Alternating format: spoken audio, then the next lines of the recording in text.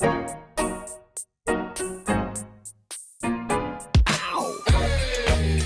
in a daydream. Ooh, such a sweet thing. Life on the big screen. It's such a beautiful scene, yeah. Hello, Jacob. Good How are we doing today? afternoon, Nathan. Good afternoon.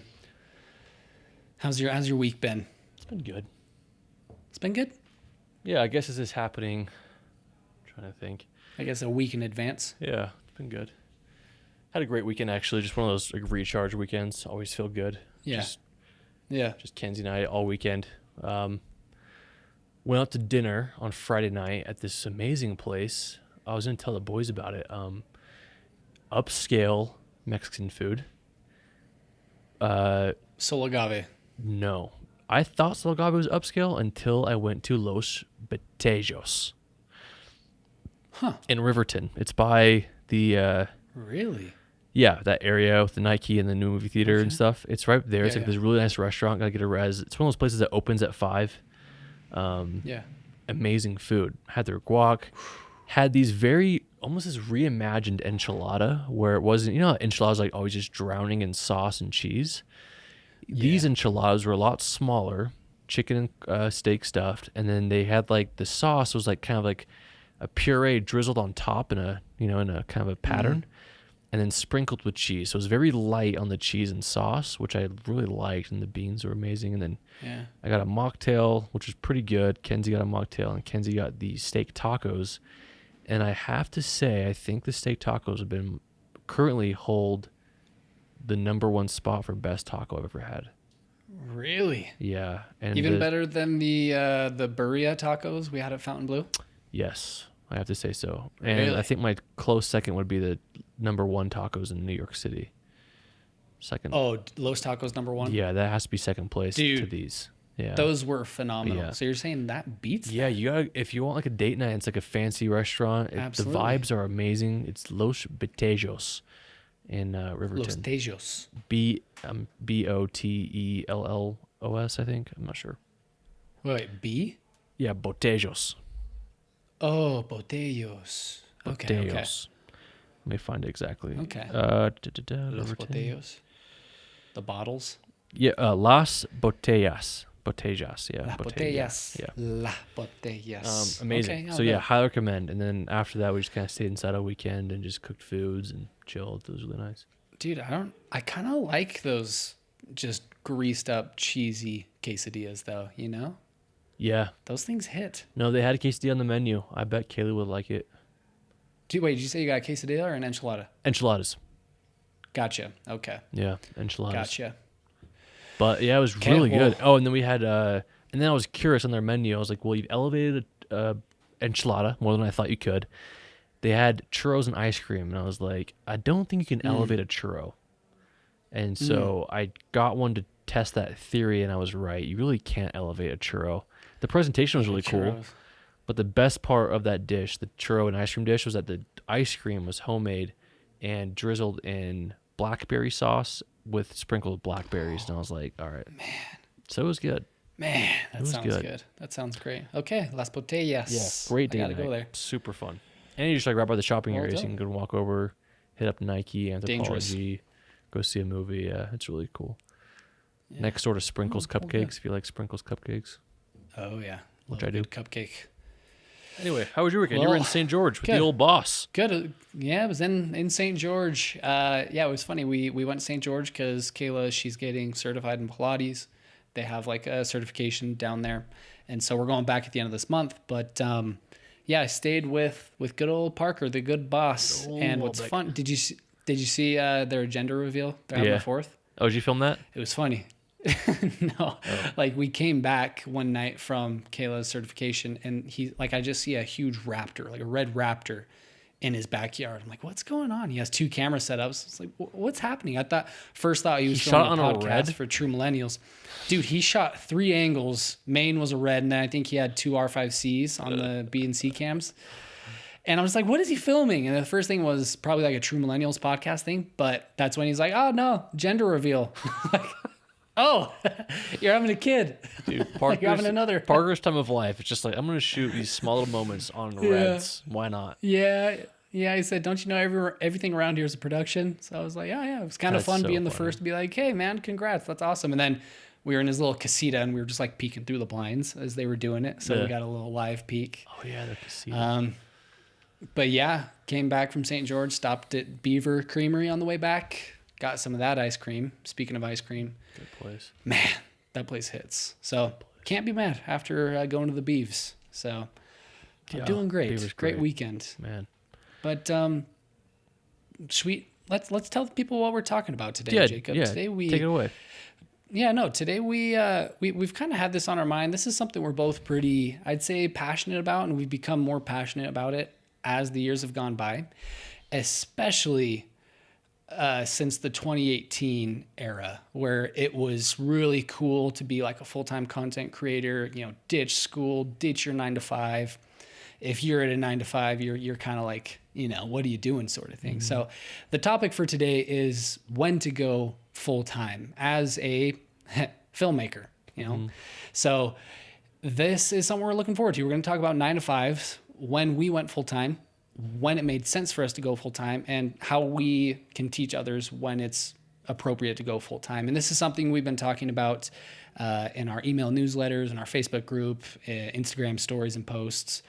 So this should be a good one. We wanted to give it a little switch and be a little more educational today, as opposed to the Written by You series, which we still try to pepper in some education among the ramblings. Yeah, here and there. But yeah, more so. Yeah, I the feel like ramblings. I've been seeing this topic come up a lot recently. I think it's also Yeah. just like I think everyone's having a hard time this year with bookings. I know you can always Right. there's always those exceptions, and I know those people who are the exceptions I'm talking about are very aware at how lucky and grateful they are. But even the ones who are like just continuously killing it, like yeah, even us, like we're seeing a dip. And I think everyone's kind of feeling that this year in 2024. Right. There's theories, you know, like, oh, people didn't meet in 2020 and 2021, and it usually takes 2 or 3 years to get married from starting a courtship, and 2024 is historically a lower amount of weddings happening because of COVID. Like, who knows? Like, that could be true, but I think, like, regardless, let's kind of talk about, like, dive into the weeds of what it means to go full time, and to pose the question, like, do you need to? Fantastic and question. should you? No, absolutely. And what's the point other than is it if it's solely to check a box and say you don't work for the man, don't do that. That's Right. that's not a good enough reason. I think it is a good reason. It's not a good enough reason. There should be other reasons. Right. And there's that funny quote: people will trade in their 40-hour work weeks to be an entrepreneur and work 80 hours a week. And I feel that 24/7. Oh yeah. it's just absolutely. like is that what you want? And I think a lot of people look at the glamour of, you know, the traveling and the, you know, a huge cash influx at a wedding when one day of work, and think that looks so appealing. But it's just like, okay, well, it's not just that. Right. So yeah, I'm excited to talk about this topic. It's close to the heart, and I feel like I'm I'm a very lucky individual who I think made the transition into full time. I would argue a little easier than I was planning on, than most people kind of experience. So Yeah. Yeah, no, I'm excited to dive into that, and pretty much everyone listening to this is going to know your story, so it's going to be nice to Yeah. hear kind of like a different side, kind of like a different aspect, instead of just the working for full-time filmmaker. Here's what happened when I left. But yeah, let's start with, like, when did this become popular?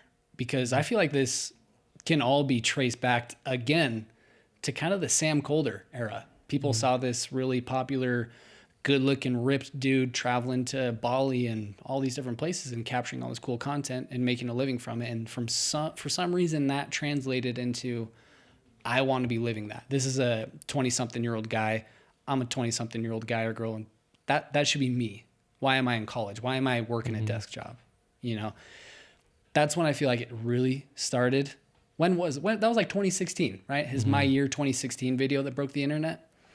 So we really started to see the results, the ripple effect, I'd say in like 2018, 2019. That's when social media was really popping, saying, why are you working at 9 to 5? Mm-hmm. Does that timeline sound about right to you? Maybe for you and probably for a lot of people. Or did you say before? Like arguably, and I'm not like bashing on Sam at all. I didn't know who Sam was until later. I don't think it was Really? until his brother video came out. Like Really? I just never, I just didn't, I don't know. I just Okay. wasn't following him. And I remember it was either you or Sam or someone like mentioned Sam Cold. I'm like, oh, I haven't seen that. And you're like, what? And I just remember like in Right. my first, I don't think I really discovered him until probably 2018, 2019, maybe 2019.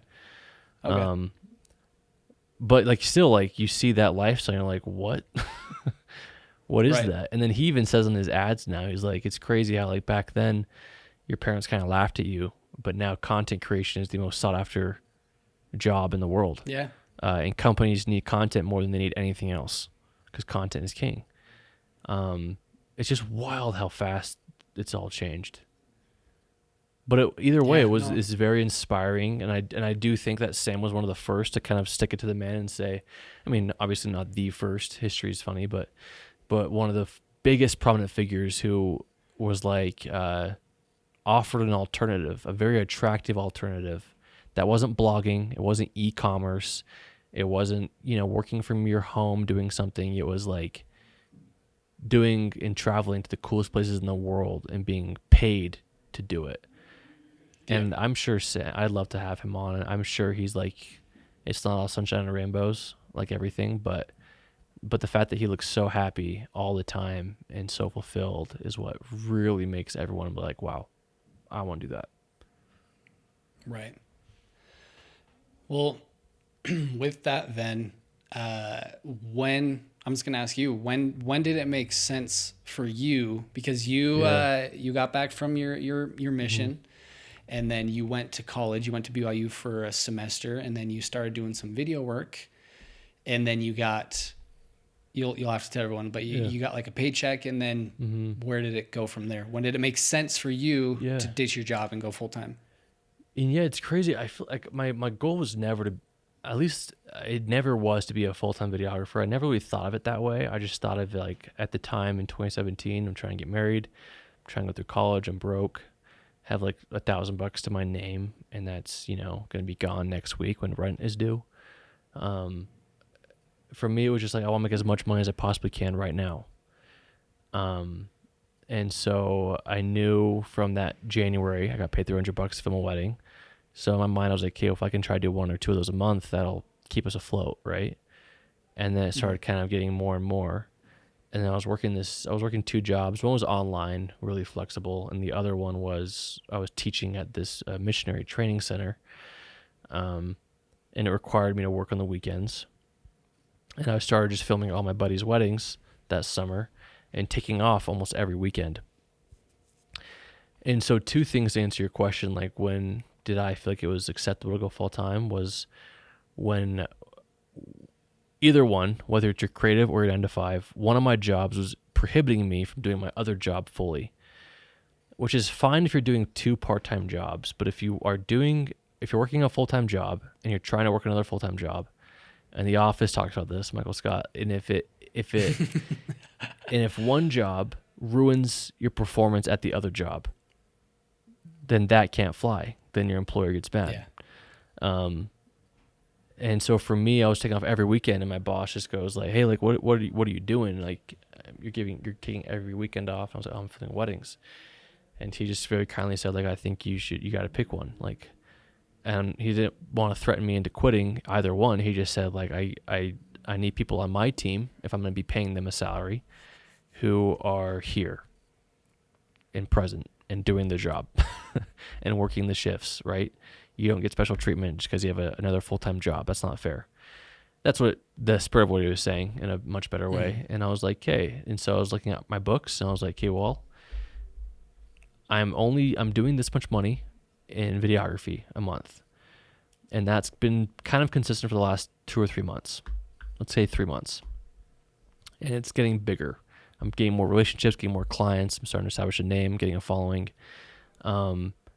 And that's doing it part-time, right? That's me doing it, still having to put in a ton of hours at this job and, other prior responsibilities and in college.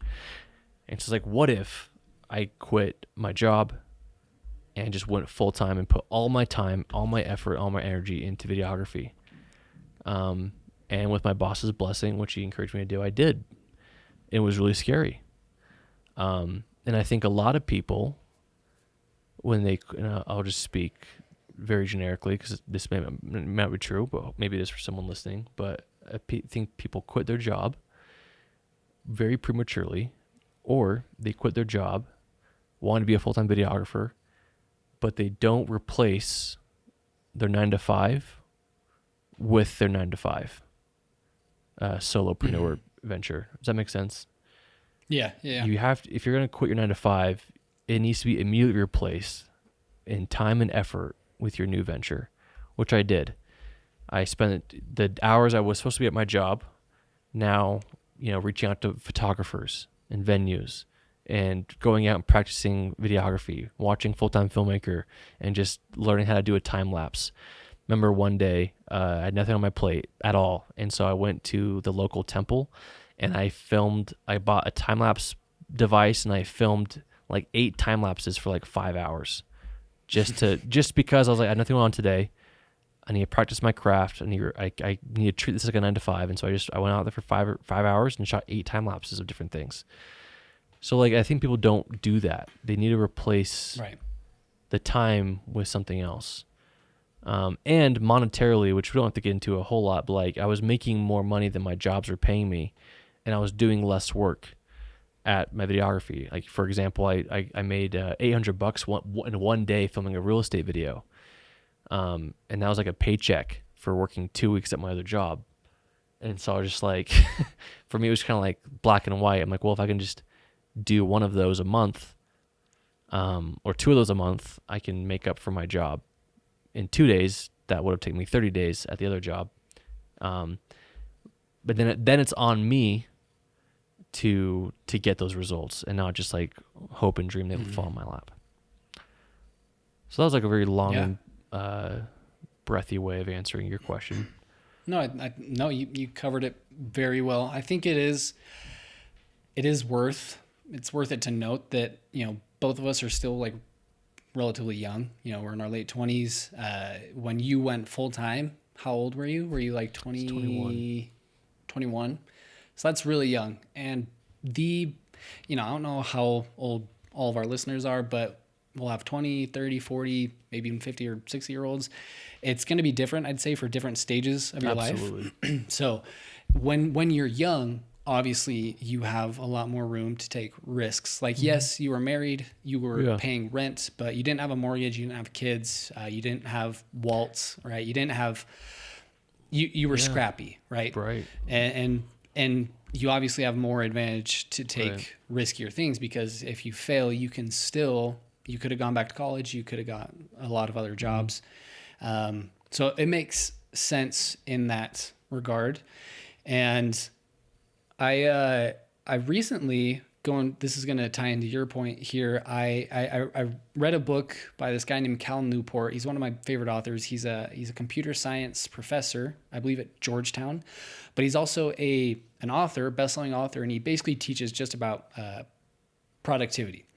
And he wrote a book called Slow Productivity, and it's all just kind of like this approach, how to approach work over the long haul and not get burnt out, how to accomplish great things.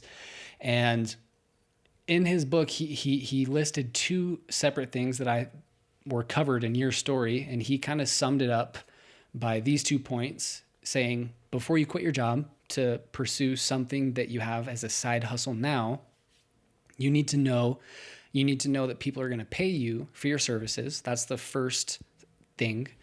The second thing is that you can replicate it for months.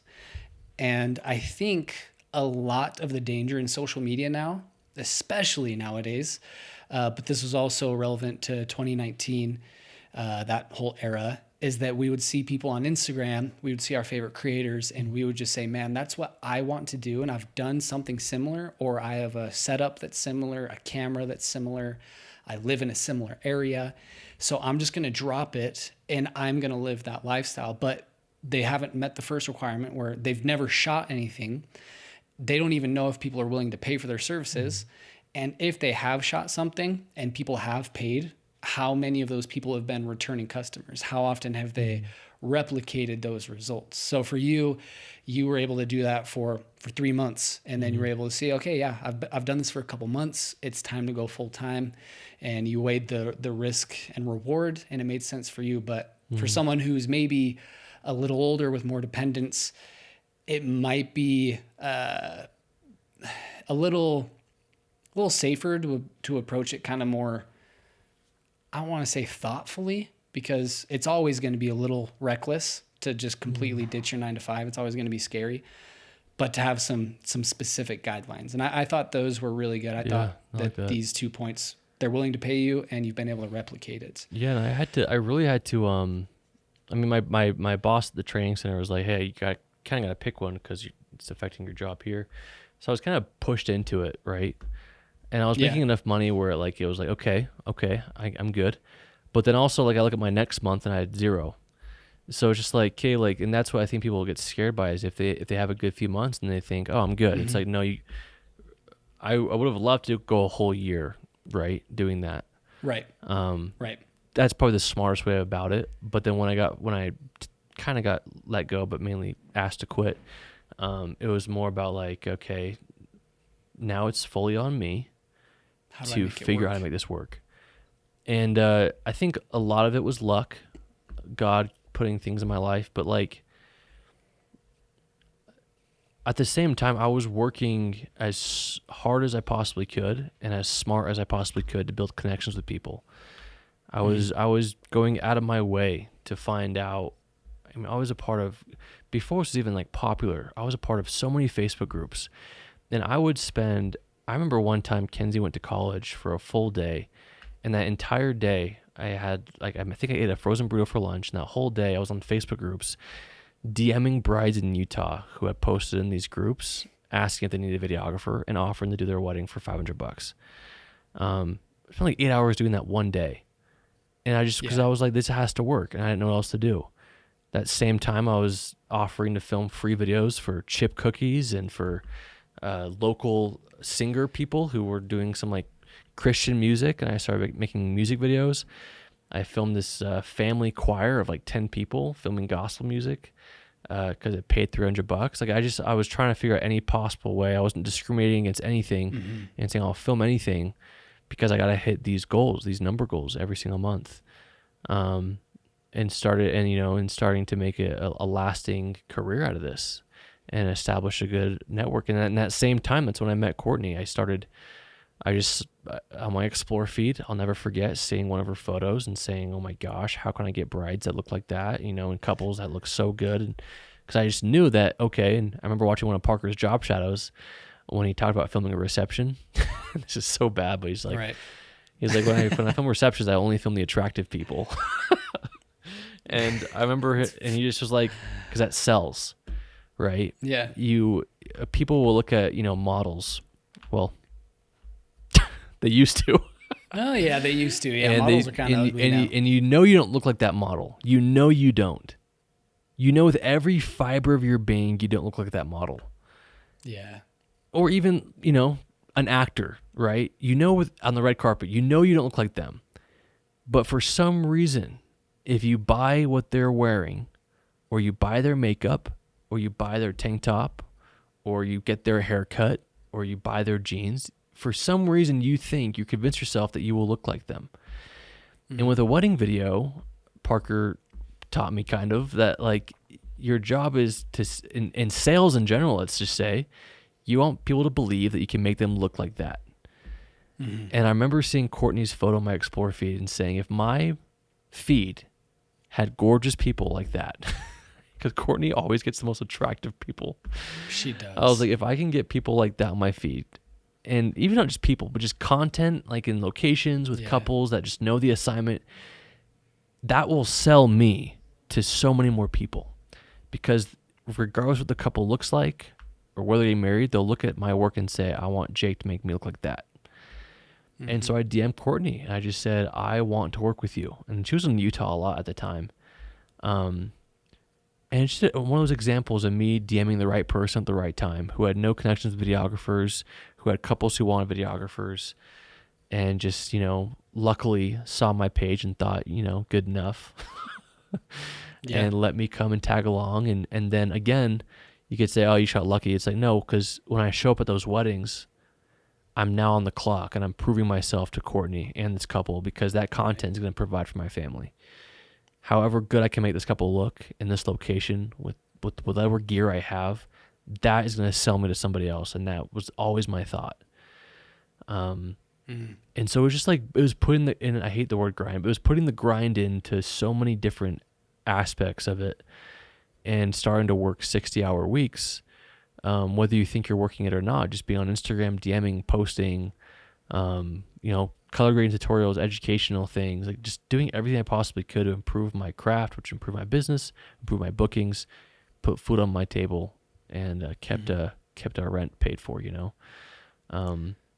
All my wife is, slaving away in college, full-time as a student. And then after college, she's going and working this telefund job where she got paid, I think it was like $100 a month. Like it was like a couple hours a night, and it was just pennies, but it literally paid for our groceries every single month, And so, to your point, like it would have been a lot smarter for me to go a little bit longer to have better residual proof that I could go full time, which I think people need. But if you don't have that luxury and you're forced into that situation like I was, it's on you to make it work. Or what I probably could have done, find another job part-time for something consistent. But I'm kind of glad I didn't. I'm kind of glad I forced myself into learning some hard life lessons, and because me being full-time was really the catalyst for what opened the door up for me and Parker's relationship. Just the fact that I was a full-time. So. Yeah. No, I really liked what you were saying about if you're working a 9 to 5 and you plan on leaving it, then that needs to be your new 9 to 5. Mm-hmm. And it's just, before you make the switch from your 9 to 5, you need to realize that when you switch over to being a full-time videographer, you're not just a videographer anymore. You're your marketer. You need to know how to handle client relationships. You need to know how to do Instagram, social media. You need to know how to make your website. You basically wear all the hats, whereas in a 9 to 5, there are specialization roles. So you don't know what any of those people in IT are doing. You just have your one role and you do it well, and that's what you get paid to do. Once you leave that, you're on your own. You got to figure it out. And that is a big shell shock when someone does switch to the full-time content creator. They have to fill their schedule. And that's something that I kind of struggled with sometimes. It's like, oh, what do I do today? It's like noon. What do I do? Like, I'm living this life so I can do whatever I want. But realistically, I should probably be learning something, how to better my business, whether, there's a whole list of things. But the attractiveness of being the full-time videographer is you can build your schedule however you want, but you don't realize you end up working 24/7 as opposed to just 8 hours during the day. Yeah. And let's be honest, they're the biggest perk to me of a 9 to 5 that I think everyone feels immediately when they give it up is clocking out at 5. Absolutely. That is the most underrated part of the job. Even if your job is 100%. taxing and it wears on you. Like Kenzie works 9 to 5 at Make-A-Wish, and it's just a long day, right? Being in the corporate grind. But the best part is that at 5 o'clock, nobody calls her, nobody needs her, doesn't have to bring work home. And comparing that to me, the last 7 years of my life, where I have breathed, drinking, whatever the phrase is, this business. What's the phrase? Eat, sleep, breathe. Yeah, eat, sleep, and breathe this life. it's so exhausting. And there are so many Yeah. times I want to be done at 5. But the reality is, more times than not, I'm up at 1 or 2 a.m. Editing or emailing or just restlessly laying in bed awake thinking about every single thing that has to get done. Driving me to a borderline panic attack at sometimes, just because you just kind of get overwhelmed when you kind of, even though it's Absolutely. like you're not thinking about your day to day, you're thinking about your year, but you're thinking about it, thinking that all that has to happen tomorrow when it really doesn't, but you're just kind of thinking of it that way. That sucks. Absolutely. It'll turn your hair gray. And all you old dogs who are like, you guys are 28, you guys really don't know what it is yet. I'm like, no. But I've done it for 7 years now, and thinking about doing it for 7 more years, you got to just swallow that pill immediately and not think about it too much. Yeah. Because then Yeah, part of no, me is like, and I absolutely. know we've talked about this, it's like, okay, well, let's clock out at 5. Let's set that boundary. It's like, that's just not realistic for me. Yeah. I can't mentally clock out at 5. Yeah, especially there are like some seasons that are just you can't. You got to really push to get something done. You're pulling long hours. Especially in our industry. It's like, Yeah. hey, well, you got to work 9 to 5 throughout the week. Oh, and surprise, you got to work every weekend. Yeah. Are you genuinely ready for weekends. that? And then some guys are like, oh, I'll treat Right. my Monday like a Saturday. It's like, cool, but will everybody else in your life? That's yes. No. Yes, that's been one of the hardest things for me is like if I know I'm working Friday, Saturday, Sunday, like I just tell myself, and my wife tells me like you should, maybe take Wednesday and Thursday off. And I try to, and as much as I try to, I always feel that guilt. Same. Because I know can't other do people, it. everyone else is just working. Everyone else is can't do working. They're going to be calling me. And so, yeah, it probably does just come back to boundaries. Like if people know that I don't work Mondays from 9 to noon, like, Yeah. and if I'm really stingy about it, then maybe it would get better. But yeah, other people are working. Do you ever wake It's up a on little like tricky. vacation at like the beach and you go outside at like noon, like a late start to a day, and everyone's just like, you can just tell the day is gone. Yeah. And you're like, everyone's been up Oh, for yeah. hours, and you feel like you're just Yeah. the last Oh, of the yeah. party. That's how it feels Yeah. when you want to try to Oh. take a day off throughout the week. Because it's just like, yeah, like you Absolutely. can say, I'm gonna not work Mondays, but then my wife's Mm-hmm. like, well, cool, I'm busy Mondays. All my friends are busy Mondays. The world's going on Monday. Weekend things are happening on Monday. You know what I mean? It's just like, Right. and then you just feel like, okay, well, this is stupid. I'm just gonna work then, and then Yeah. so yeah, it's just like, and I think people And you work a lot of holidays too. Yeah. Holidays. People yeah, are getting married. Hey, we know our whole family has Memorial Day off. We're going to go to Lake Tahoe and get married. It's like, all right, which there I goes my learned Memorial Day after a plans. few times of, I think my first 2 or 3 years, I was doing Yeah. every wedding, and then just knowing my family was out vacationing, I just am Right. like, okay, so now I'm no longer booking President's Day down. weddings or Labor Day Yep. weddings, July 4th. July not 4th, New Year's. Nope. Like I Labor Day. remember leaving one year, a family vacation early, to go film Hurts. a bridal shoot. It wasn't even a wedding. I could have rescheduled it. It was a bridal shoot, like the day before New Year's, and I'm just like, I just was like, never again. It hurts. Yeah. No, it hurts. Yeah. So I think you gotta You gotta think be about all prepared for these that. things. And yeah, like if you have kids and your goal is to be there for them on their, sports games or their dance recitals or whatever, are those happening on weekends?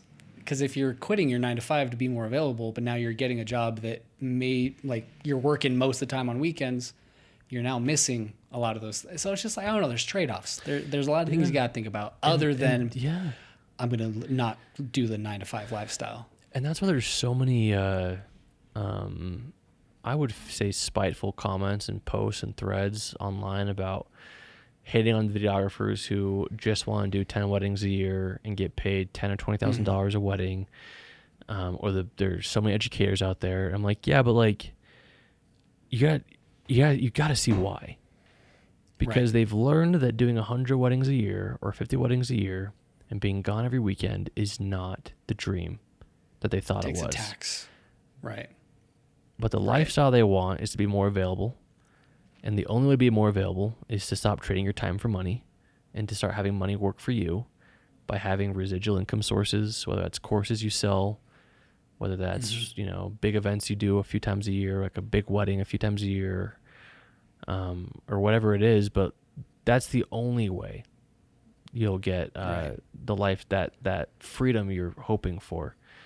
And I want that so bad. I grew up, my dad was a public speaker, also an entrepreneur, and my dad was always there, always around. And the luxury of his job is that he'd be contracted to speak at an event, be a public speaker at an event, and he'd be gone for maybe a week at a time, then have a month off, maybe 2 weeks at a time, have some time off. But he would never book back-to-back things because he needed to come home and be with his family because he loved being a dad more than he loved anything. And he was able to do both with a smile on his face. Yeah. And I always think about him, and I just think, like, I want to be able to be present, have the job I want to have, but also not sacrifice. I don't know how I'm trying to say this. Don't give up your 9 to 5 because you think it's going to give you more freedom, when in reality it just won't, unless you're in the top 1% of people who can really work the 8-hour weeks to make yourself more available. But it's not like an instant thing. At first you might think it is. At first you're like, wow, I'm playing video games on a Tuesday afternoon. This is nice. Heck yeah. Yeah, and it does have its perks, of course. Yeah. Oh, absolutely. But like that's not going to happen on day 1 or day 400. But yeah, like, and going back to Sam's podcast with Muka, he just was like, I love how he said, like, it's important to him to remind himself why he works as an entrepreneur and owns his own schedule. And so he does things, he takes liberties, like waking up at 10 some days, because he wants to reward himself. Like, no, this is the lifestyle I told myself I wanted. I'm going to enjoy the perks. So some days I wake up at 10, some days I wake up at 8, doesn't matter. But if you want to be free, set your own boundaries, set your own habits, and just stick to them. Yeah, it's kind of like a lot of people want to build a company and sell it for millions of dollars. And it's always fun to ask, why do you want to do that? You know, and a lot of the reasons that people want to build companies and sell them for a lot of money is so that they can do what they want to do when they want to do it, buy the things they want to do, wake up when they want to wake up, spend time with their family, and they're willing to slave away for years, decades even, to build that company just to sell it, to have that lifestyle. When you can build that lifestyle with a very modest salary, you can still, find ways to set boundaries. So you wake up when you want to wake up, you're working when you want to work, you spend time when you want to spend time. And yeah, it's going to be a little different depending on your specific 9 to 5, but it's like, what is the mean? Are you just trying to make a lot of money so that you can have this specific lifestyle? I get it if it's because you want to buy like a yacht or like supercars and stuff like that. You can't do that on a modest salary. But like, if you're just wanting to have more time to yourself, have a better schedule, you can still do that with a modest salary and with a 9 to 5. There are plenty of people who are currently doing it. And something I really do like is, there's this quote one time by Alex Hormozy: whether you love him, whether you hate him, you got to respect him for what he built and what he's continuing to build. But I remember seeing something, he says, the best way you can possibly start your side hustle is by also having another job that ideally you work like, a good amount, but ideally it gives you over 100 days off in the year. It gives you all holidays. It covers all of your benefits and insurance and it pays for all of your bills. Have that job, but it better be a job that gives you all those days off. And so you're all of a sudden like hyped up, like, what is this? So you have job time to work on your side hustle? hustle. Like, right. Yeah. And he's like, so you're kind of waiting for him to deliver the punchline of like, and the best job for that is so-and-so or XYZ. But he's like, any 9 to 5, run the numbers. Every 9 to 5, the average work days in a year is 260-ish in the US. So you have over 100 days in the year to work on your side hustle, all while this 9 to 5 is making sure all of your bases are covered. Your mortgage is paid, you're feeding your family. So I feel like there was this renaissance period where the 9 to 5 was just demonized. And now we're finally starting to like swing the pendulum back and say, actually, I kind of wish I was working a 9 to 5 sometimes. So I didn't feel guilty if I wasn't working past 5 or on a weekend or something like that. Yeah. So, no, absolutely. And I I don't think I think it's for everyone listening, and if you feel like you're struggling and this isn't working, there's no shame in going and getting a no job. shame at all. Whether it's a part-time No job shame. or a full-time job. And if you're committed enough to, after you're tired from your work, to then sit down and grind out your side hustle and making that dream a reality, just know that that's a preview of what's to come. And arguably, it'll be easier with a part-time job than when you're full-time, because you'll have the stress of not worrying about where your next paycheck is coming from is taken care of. You know, okay, I'm getting paid for the job I'm trading my time in for every single day. On top of that, I'm going to take some risks and spend some money and start working on the side hustle idea. But once you go full-time, you still have that, 9-to-5 schedule. Now you care about it more because it's yours and you're working more hours. But now you only eat what you kill, and you only get it if you earn it, and no one's going to give it to you. And you have to figure out, like Nate said at the very beginning, you're like, well, I just got to get back to trade my time for money. It's like, well, you got to find somebody who wants your time and who wants to pay you money for it. And it's a lot harder than it sounds. And we're talking really specifically through the lens of a wedding or, content creator, whatever you want to call it, videography house here. But I think obviously, like, if you're getting to, like, e-commerce or drop shipping or a number of other different ventures, it's different, but the principles are kind of the same. You gotta eat, sleep, and breathe your business if you really want to get off the ground. Yeah. No, but you should ask yourself, like, why do you need it? Do you want it? Do you really want it? Do you really want it? Do you really want it, or are you just idolizing these people that you see on Instagram? Yeah. On a final note here, unless you have something after this, totally cool. But no, on a final note, I just want to give a shout out to the spouses of whoever is starting their own company, right? Like, if you are with somebody, and it's just, you got to realize the toll that it also puts on your spouse or your boyfriend or girlfriend or whoever. It's a different breed of person to deal with you leaving your 9-to-5, and like, you got to have someone supportive in your corner. And I could not imagine, and you've talked about Kenzie a lot. She worked in the beginning. She's still working now. My wife's working. Like, it's a different breed of people who put up with an entrepreneur, because you could make a lot of money one month and it could be all gone the next month.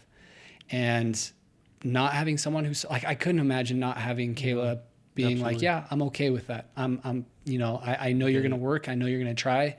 And her and I, we've had to sit down and set boundaries and say, okay, like, if I'm this old and we are still broke and we don't have this much money, then yeah, I might settle down and get something consistent. But just know, like, I'm going to be working till then. And she's like, yeah, absolutely. Let's take the risk now. We don't have kids. We don't have a mortgage. We're renting. So it makes sense. And I can't imagine what it would be like if someone was like, yeah, nah, you need a job. Yeah. Like, you need someone supportive. So if you do have, a spouse or someone, we encourage you to just say thank you to them every once in a while. Try to just say, hey, thank you. I know this isn't easy, but you're incredible. Give them a nice tight hug. And give them results. So shout out to all the spouses. Show them it's working. Make it work. Yeah. Yeah. Last thing I'll say is, well, I forgot it. Must have not been important. You gotta cue a 30-minute rant. Yeah, you gotta love it, you guys. It's yeah. I think we've covered it. I hope we didn't like just depress you this entire time. I think just an honest and real conversation has to happen more consistently about the reality of this, and I think there's also a big reason why you're seeing every single YouTuber quit right now. All the ones who've been doing it for 10 years, there's burnt out. A job's a job, right? A job is a job, and it's not whether you work as an HR rep in some boring company or you're traveling the world filming weddings. At the end of the day, your needs are the same, your goals are usually the same, and your burnout usually happens just as fast, right? obviously there's exceptions for everybody, but everyone will come across a time where it's like, you know what, like the grass is greener somewhere else. And I know my one of my biggest weaknesses is I'm always seeing the new green grass. I always see things and I think, oh, that's a little bit greener than my grass right now, or it seems greener than my grass right now. But a lot of the times, just kind of that shiny toy syndrome, where you're just like, it's just the new thing, it's just the next thing. Yeah. But if there's anything that pays off in this business, I think Schwarzenegger said it, there's the only shortcut for hard work is hard work. What does he say? Maybe it's not Schwarzenegger. There's no substitute for hard work, or something like that. Hard work, consistency compounded will always bring results. And if it doesn't, that's your answer. Black and white. If you're working hard and you're being consistent and it's not working, that's your answer. It's not you quitting. It's you giving it your all. Something didn't take, which I forget the percentage of how many small businesses always fail. That's your answer. Try something new. Move on. Take what you learned and do something else. You can keep throwing duct tape on it, or you can start from scratch. So don't be discouraged, you guys. We are in your corner. We are living this, and we love it. It's these conversations, I think, just need to happen more often. And just I did a post a while ago or recently, but if you guys want to express your struggles, like, our DMs are always open for that stuff. We want to be your supporters. If you're someone who, like, you know what, I don't have a spouse, I don't have somebody who's in my corner, or a business partner who can keep me going, it's just like, use us. use our community. Happy to listen to you. We'll do our best to respond to everyone's DMs, but don't feel like you're alone, because there's like literally millions of you doing this at the exact same time. And if you feel alone, you're just not in the right places, and you got to put yourself in those right places. And I genuinely do think, whether I own the group or not, I truly feel like our Facebook group, our community of 2,000 people, is one of those places where you can help yourself not feel so alone, and feel like you're in the grind with many other people who are all trying to get better and make their dreams reality. So we'll link our group below. Would love to have you be a part of it.